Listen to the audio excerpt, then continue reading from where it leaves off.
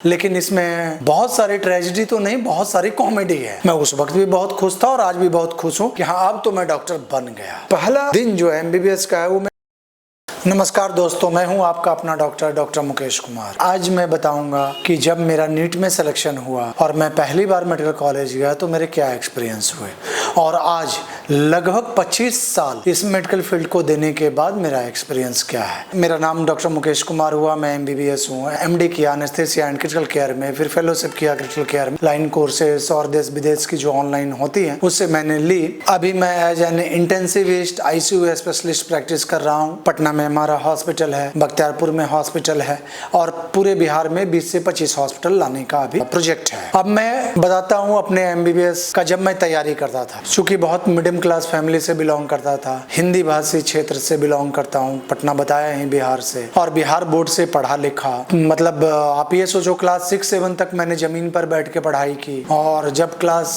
7th में जब मैं बेंच पे बैठा और डेस्क पे वो जो लकड़ी वाली होती है, तो मुझे वैसी फीलिंग थी जैसे मैं ऑक्सफोर्ड में आ गया हूँ पढ़ने। वहां से जर्नी स्टार्ट हुई। 2-3 साल तक मुझे मेडिकल की तैयारी करनी पड़ी, तब जाके मेरा नीट में सिलेक्शन हुआ। उसमें ऑल इंडिया पीएमटी हुआ करता था, AIPMT, और उसके जरिए मैंने साउथ में एक बहुत ही अच्छा टॉप एमबीबीएस कॉलेज साउथ में मिला। नीट कंप्लीट करने के बाद मैं वहां गया, एडमिशन लिया, मेरे पेरेंट्स गए, और जैसे रिजल्ट आया तो पहले हमारे पूरे गाँव में, इलाके में, सब जगह खुशी। ऐसे लगा जैसे मैं डॉक्टर बन गया, और मुझे ये फील भी आया कि हाँ अब तो मैं डॉक्टर बन गया। कोई मरीज अगर उस समय मुझे मिल जाता तो शायद मैं इलाज भी कर देता। इसी बहुत खुशनुमा माहौल में मैं साउथ में टॉप मेडिकल कॉलेज में मैं पढ़ने गया एमबीबीएस के पहले दिन का वाकया बताता हूँ। 8 बजे से मॉर्निंग में क्लास थी। लगभग 8:05 कॉरिडोर में पहुंचा। बहुत बड़ी बिल्डिंग थी मेडिकल कॉलेज की। उसमें फिर मैं किसी से पूछा कि भाई एमबीबीएस फर्स्ट ईयर का क्लास कहाँ हो रहा है, मतलब अपनी टूटी फूटी इंग्लिश में। तो वो समझा तो नहीं, पर उसने मुझे देख करके उसे एहसास हो गया, तो उन्होंने जस्ट बोला गो स्ट्रेट। मतलब उन्होंने कुछ ऐसा मलयालम में बोला कि आप जल्दी जाओ। मैं गया, मैं दरवाजा खोल करके देखा, एक मैडम जो है बड़े से इधर मंच थी सामने, उस मंच पे जो है वो कुछ पढ़ा रही थी। 8:05 या 7 हुआ होगा। मैं मैडम को बोला, मैडम मे आई कम इन? तो बोले yes, what's your good name. मैंने नाम बताया। फिर उन्होंने सीधा पूछा इंग्लिश में कि आप कहाँ से बिलोंग करते हो। मैं बताया कहाँ से बिलोंग करता हूँ, और सारे लोग 200 लोग हंसने लगे।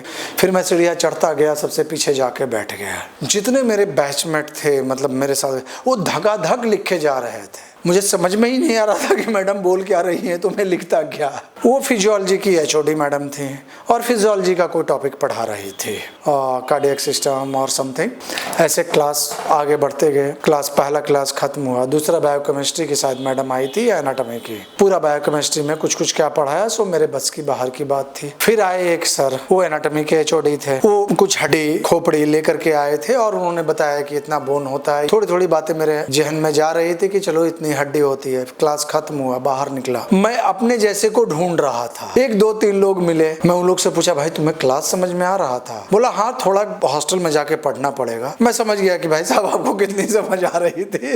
ये मेरा पहला दिन का वो एक्सपीरियंस रहा। मेस में जब खाना खाने आया तो बहुत सारे लोगों की भीड़ थी। इतने में मुझे एक सीनियर मिल गए, नॉर्थ इंडियन थे। मुझसे बातें की, थोड़ा सा मुझे बुली किया। ये वो पूछे कहाँ क्यों चले आते हो, ये वो। मैं बताया उन्हें बिहार से, और सौभाग्य से वो यूपी के थे, और बिहार का बॉर्डर जहाँ खत्म होता है वहां से वो 100 किलोमीटर के थे। चूंकि मेरे इमीडिएट सीनियर थे, मैं उनको बोला भी कि सर अगर किसी दिन मैं बड़ा आदमी बन गया और मैं अगर नेता मंत्री बन गया ना, तो वो 100 किलोमीटर में मिला के आपको बिहार में मिला लूं। पर उन्होंने 2-3 बातें ना इस पूरे दरमियान बहुत अच्छे बोले। तो बोले कि जितना यहाँ से वहां तुम्हें दिख रहा है ना, ये सब डॉक्टर है, इसी बीच तुम भी डॉक्टर बनने आए हो। पहली बार मुझे लगा अरे यार ये तो सही बोल रहे। चूंकि मेरा कॉलेज बड़ा था, 200 की सीट थी। 5 साल के तो स्टूडेंट्स ऐसे ही 1000 होते थे। और मेरे उस कॉलेज के कैंपस में nursing college, B pharma college, physiotherapy का कॉलेज, डेंटल कॉलेज और एमबीबीएस 6 कॉलेजेस चलती थी। इतना बड़ा कैंपस था। पहला दिन जो एमबीबीएस का है वो मैं आज तक नहीं भूला हूँ, इवन टाइम वाइज और घंटे वाइज। वहां से जर्नी शुरू हुई, एमबीबीएस कंप्लीट किया, मतलब लैंग्वेज,